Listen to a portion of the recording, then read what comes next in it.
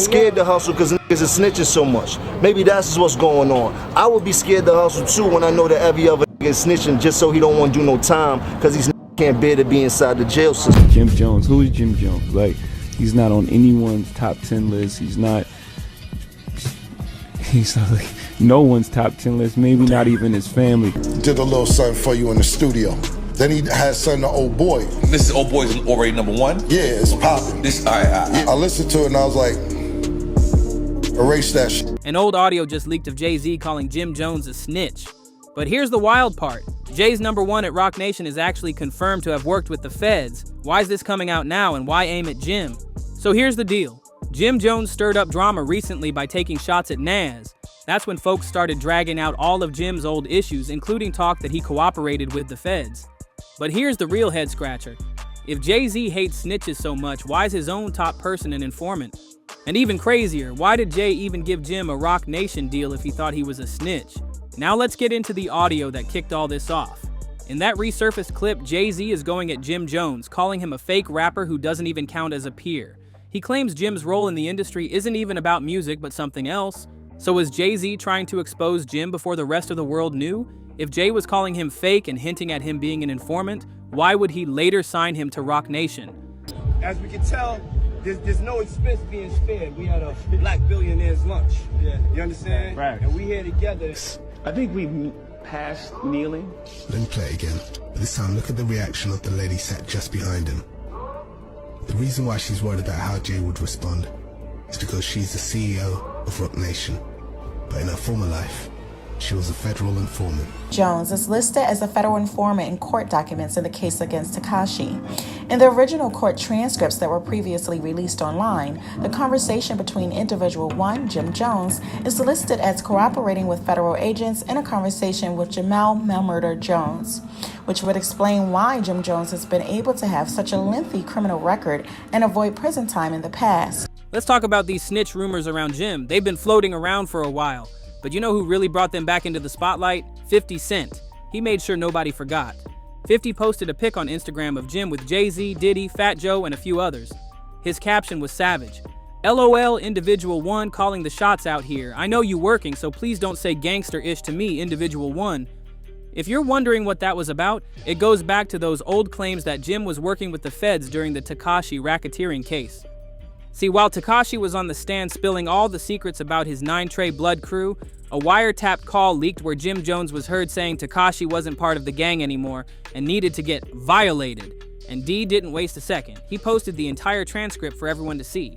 Back in 2018, Tekashi got slammed with federal racketeering and gun charges, along with a bunch of 9 Trey Gangsta Blood members, a crew known for getting real violent. The feds had been stacking evidence on 9 Trey for a while.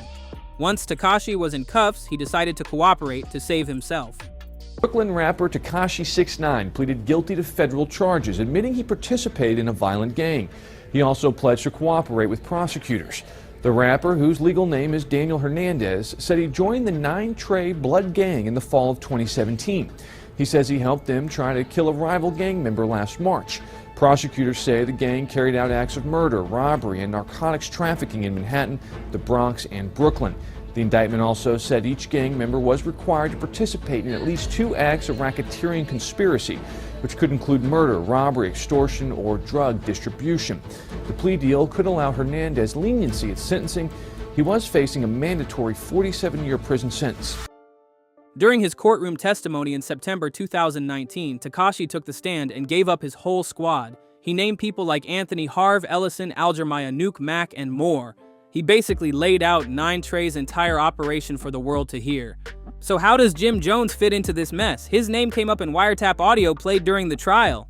In one of those calls, Jim was allegedly talking with Jamel Melmurder Jones, another big player in 9 Trey. In that chat, they sounded like they were plotting what to do about Tekashi after he announced he was leaving the gang. It really seemed like Jim was hinting at some kind of payback. That tape made a lot of people sit up. It didn't just tie Jim to 9 Trey's top members, it sparked a huge question. How did Jim Jones end up on a federal wiretap talking gang business but walk away without a single charge?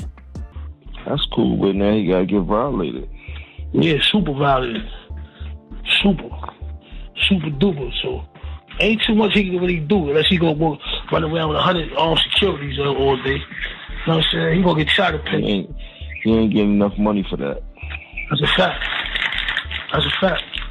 And he just canceled all his shows. Detective Jones, people at Splash Brand do not f with no informants. I did 4 years in the feds, homie, because I ain't snitch.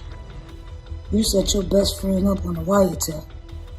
See, Whack 100 and Tekashi, they don't got receipts like that because they really don't know. After the trial, people were straight up asking, how does someone get caught on tape talking about violating someone and still manage to dodge an indictment? It made folks wonder what was really going on behind the scenes. It sparked serious talk that Jim might have been working with the feds, or at least cooperating just enough to keep himself out of trouble. And nobody pushed that narrative harder than Whack 100. He flat out called Jim a federal informant, saying the only reason he wasn't in cuffs was because he was playing ball with law enforcement. Whack wasn't shy about it either. He doubled down on Clubhouse chats and interviews, even when talking directly to Tekashi. He even dared Jim to clear his name and show proof he wasn't cooperating.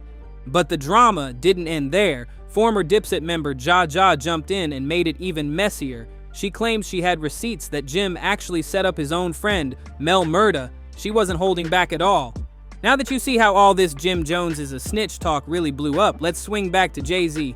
Because to figure out why Jay might want Jim to take a public hit, you gotta look at just how deep their beef goes. Jay and Jim's feud ran for over a decade. It all started in the early 2000s. Back in 2002, Dame Dash brought Cam'ron and Jim into Rockefeller, but things turned sour fast. Jim claimed Cam was promised a vice president role at the label, but Jay never really backed that up. Jay told The Source at the time, "That's not taking effect as of yet. I think the talk is a little premature right now." That didn't sit well. This was also the era when Jay was going at it with Nas. Jay even hopped on a remix of Cam'ron and Joel Santana's hit Oh Boy, throwing shots at Nas. First of all, let's get right to it. There seems to be some drama. You and The Roc, Jay-Z, you try to diss. You did diss him. I diss nobody. You dissed him. I diss Michael Jordan.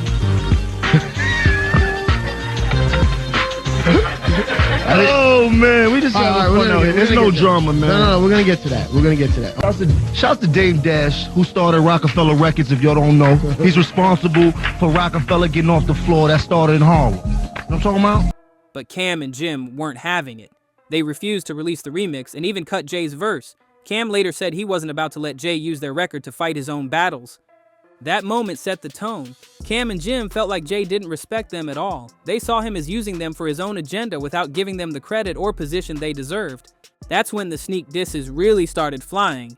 Jim went after Jay even harder in interviews and on the radio, calling him corporate, saying he was out of touch with the streets, and even calling him soft. Jim made sure to paint himself as the one with real integrity, always staying true. He even took shots at rappers who turned into snitches. He wanted everyone to know he was keeping it real no matter what.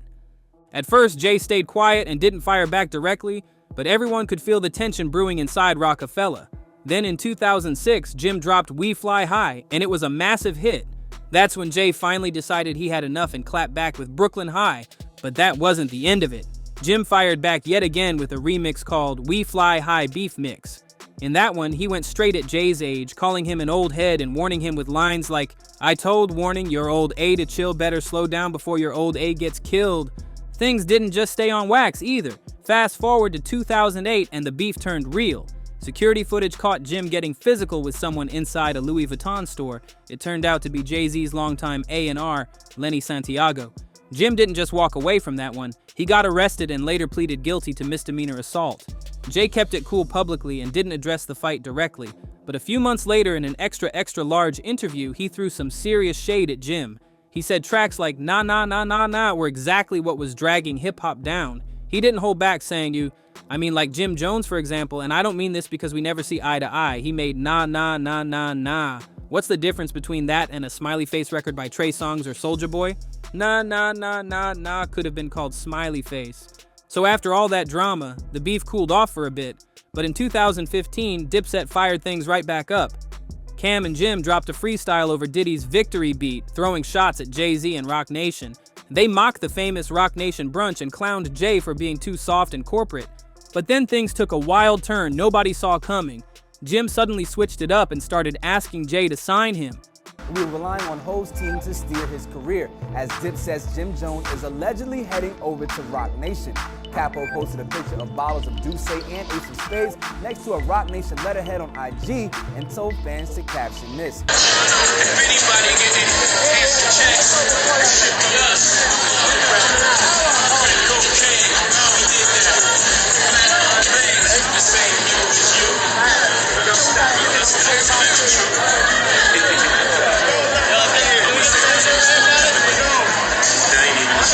Fast forward to February 2017, after over 13 years of beef, Jim officially signed with Roc Nation and joined Jay's team, and Jim didn't even try to keep it low-key.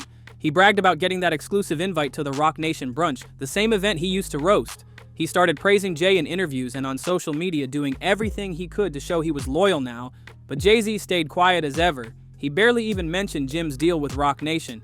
It was clear Jay was treating it strictly like business. He didn't want people thinking they were suddenly best friends. Here's where it gets interesting. Some folks say Jay didn't sign Jim to squash the beef, but to make a chess move. Jay's got a reputation for absorbing his rivals. Just think about it. The LOX, Fat Joe, J. Cole, Meek Mill, they all had problems with Jay at one point, but ended up signing with Roc Nation. And as for Jim, even after bringing him onto the team, Jay kept his distance. That made people wonder, was Jay protecting his brand and keeping Jim at arm's length because of all that Tekashi case drama and those snitching allegations? But here's where things really get tricky. Jay-Z has always pushed this image that he doesn't mess with informants, that it's all about loyalty and staying solid. But guess what? His own right-hand woman and Roc Nation's president, Desiree Perez, is a documented informant. So people started asking, if Jay's so anti-snitch, why's he got someone with that kind of history running his company? And you know what really got folks talking? Even after all these shady allegations, Jim Jones kept popping up at Roc Nation events like everything was sweet. He was all smiles in the photos, acting like family with the same people who once wouldn't claim him. People started wondering if Jim was trying to clean up his image by standing next to Jay-Z. Being part of Roc Nation gave him a stamp of approval that made all the snitch talk fade for a minute. But it never fully went away. Those old wiretap rumors still hang over him like a storm cloud. Meanwhile, Jay kept playing it cool, never addressing any of the controversy directly. He let Jim wear the Roc Nation chain, but he didn't give him any big cosign or personal shout-out. It felt like Jay was saying, you can work here, but you're not part of my circle, and the industry noticed. People started seeing Jay's whole strategy as a power move. By signing his rivals, he took away their bite and controlled the narrative.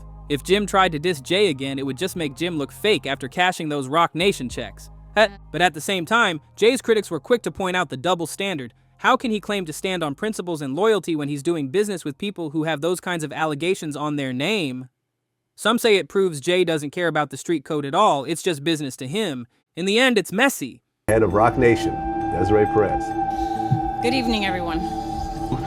I say shout out to Desi. Shout out to Desi. She got me out the contract. Roc Nation. Yeah, shout out to Desiree. Okay. You know about this? Nah.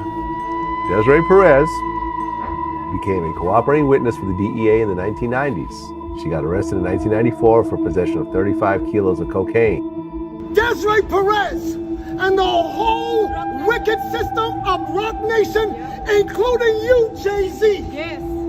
You who say you rose from the gutter. Jim Jones might have found a way to keep getting paid and stay relevant, but those questions about loyalty, integrity, and snitch talk never really went away.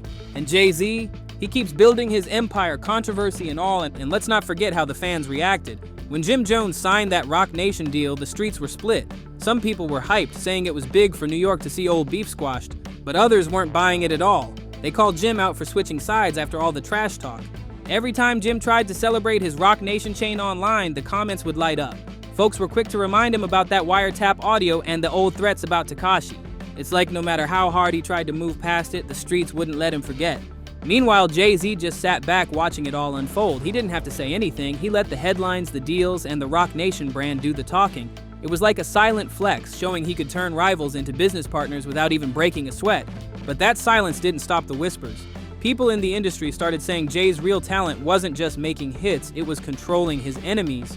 By bringing them under his label, he made sure they couldn't move against him without looking shady. That's a chess move if there ever was one. Still, even with all this power, Jay's choices kept raising eyebrows. How can you talk about loyalty, the culture, and staying solid while signing people with messy pasts? For some, it felt like Jay was all about protecting his brand, no matter who he had to work with to do it. At the end of the day, this whole saga is a reminder that in the rap game, business is ruthless. Friends turn to enemies, enemies become partners, and the only rule that seems to matter is making sure you stay on top. So if Jay's cool doing business with known informants, why'd he ghost Jim Jones over those snitching rumors? That's where things get real interesting. Word started going around that maybe Jay-Z was playing both sides. Maybe it was never about loyalty, it was all about control and power. Think about it. Jay didn't really need Jim, but Jim needed Jay bad, and when Jim's name got caught up in those wiretaps, Jay did what he always does. He protected the brand at all costs. Maybe he wasn't even mad that Jim might have snitched. Maybe he was mad Jim wasn't his snitch. It makes you really wonder what kind of company Roc Nation really is. If you enjoyed this breakdown, make sure to like, subscribe, and thanks for watching. There's always more drama to uncover.